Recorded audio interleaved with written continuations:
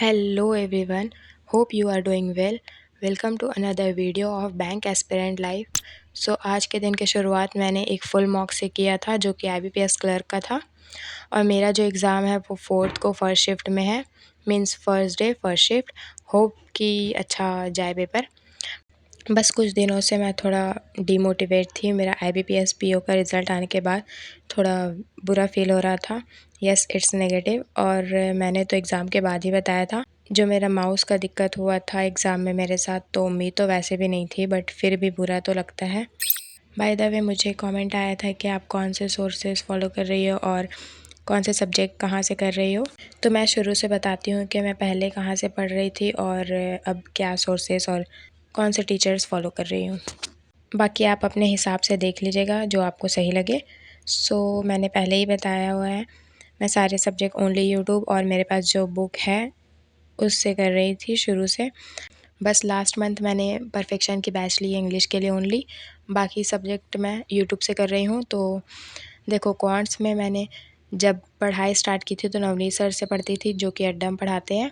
तो उनसे मैंने सिलेबस और प्रीलिम्स की जो भी प्रैक्टिस होती थी क्लासेस से, तो वो करती थी। बट जब फिर मैंने मेंस स्टार्ट किया था तो मैं हर्षल सर और आशीष सर से करती हूँ। और अब ज़्यादातर यही दो टीचर्स को मैं फॉलो कर रही हूँ यूट्यूब से, जिनका कंटेंट काफ़ी रिलेवेंट होता है। फालतू का 10 जगह खोज के फ़ायदा तो है नहीं। आपको जिससे समझ आए और सही लगे ट्रिक एंड कंसेप्ट, आप उसको फॉलो करो। बार बार टीचर्स नहीं चेंज किया जाता वैसे भी। और अब बात करें रीजनिंग की, तो मैंने स्टार्टिंग में सिलेबस सौरभ और शुभम सर जो कि अगेन अड्डा में पढ़ाते हैं, वो दोनों की क्लासेस से करी थी। और देन लेवल बढ़ाने और मेंस के क्वेश्चन करने के लिए मैंने अंकुश और पुनीत सर की क्लासेस फॉलो किया था और अब भी वही कर रही हूँ। और काफ़ी ज़्यादा अच्छे लेवल के क्वेश्चन होते हैं उनके क्लासेस, तो वही मुझे सही लगता है अटेंड करना। और देखो, अगर आप फुल फ्री कंटेंट के लिए सिर्फ यूट्यूब से फॉलो कर रहे हो तो आपको 2-3 टीचर के कंटेंट फॉलो करना चाहिए एक एक सब्जेक्ट के लिए, करंट अफेयर्स को छोड़ के, जिससे आपके प्रैक्टिस भी अलग अलग तरीके से और ट्रिक्स और कंसेप्ट के साथ साथ हो। एंड अब आती है इंग्लिश की बात, जिसमें मैं अनुभव सर और निमिषा मैम की पेड बैच से कर रही हूँ अभी तो। बाकी खुद से मॉक एनालिसिस और PDF प्रैक्टिस में ज़्यादा ध्यान दे रही हूँ। जैसा कि आपको पता है मेरे इंग्लिश में ही नेगेटिव लगते हैं ज़्यादा, इसलिए मैं ट्राई कर रही हूँ जितना हो सके कंसेप्ट क्लियर कर सकूँ अपने। और अब करंट अफेयर्स की बात की जाए तो उसके लिए बस वीडियो लेक्चर रेगुलर करती हूँ आशीष गौतम सर से, और हफ्ते में एक बार एटलीस्ट PDF से रिवीजन करती हूँ, मंथली PDF।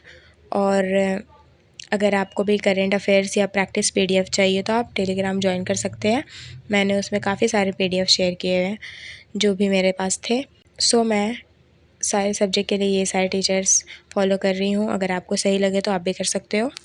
अब IBPS क्लर्क में सिर्फ 2 दिन बचे हैं, तो ओनली मॉक और थोड़े बहुत ग्रामर के रूल्स प्रैक्टिस कर लेना अगर आप भी एग्ज़ाम दे रहे हो तो। एंड ये एग्ज़ाम के बाद अच्छे से फिर मेंस की तैयारी करना कंटिन्यू करूँगी मैं, SBI क्लर्क और IBPS क्लर्क मेंस के लिए। आज मैंने जो मॉक दिया था उसमें मेरे स्कोर 63 थे ओनली। टेक्स्ट बुक का मॉक था ये, और आज मैंने काफ़ी ज़्यादा मॉक लगा लिए थे, तो मे बी इसकी वजह से और ज़्यादा ख़राब गया था मेरा ये वाला मॉक। 2 फुल मॉक और 2 सेक्शनल मॉक लगाए थे मैंने, जिसके स्कोर मैंने शो कर दिए हैं। और सेक्शनल मॉक जो है वो मैंने लर्निंग नीति से दी थी। मेरे पास मॉक का सब्सक्रिप्शन है ओनली, वहीं से। एंड करंट अफेयर्स करने के बाद मैंने इंग्लिश की आज 2 लेक्चर कवर की थी और एडिटोरियल भी किया था, तो ज़्यादा टाइम आज इंग्लिश में चला गया था, इसलिए रीजनिंग नहीं कर पाई थी। और आज की कॉर्स की क्लास काफ़ी लंबी थी क्योंकि सर ने recorded 35 set of caselet upload की थी। वो सब करने में काफ़ी टाइम लगा। और एक चीज़ है कि क्लास में केसलेट DI हो या फिर केसलेट अर्थमेटिक हो, प्री लेवल के तो मुझसे बन जाते हैं, बट SBI क्लर्क के एग्ज़ाम में जो केसलेट आई थी वो मुझे समझ ही नहीं आ रहा था, पता नहीं क्या दिक्कत थी। क्योंकि 2 DI एटलीस्ट अटेम्प्ट करना होगा अगर 3 DI एग्ज़ाम में आती है तो, अदरवाइज़ 20 अटेम्प्ट 22 अटेम्प्ट में तो कुछ नहीं होने वाला। और जो सेकंड फुल मॉक मैंने दिया था उसमें रीजनिंग का सेक्शन मेरा ख़राब गया था, मतलब ओनली 25 क्वेश्चन अटेम्प्ट किए थे मैंने इसमें।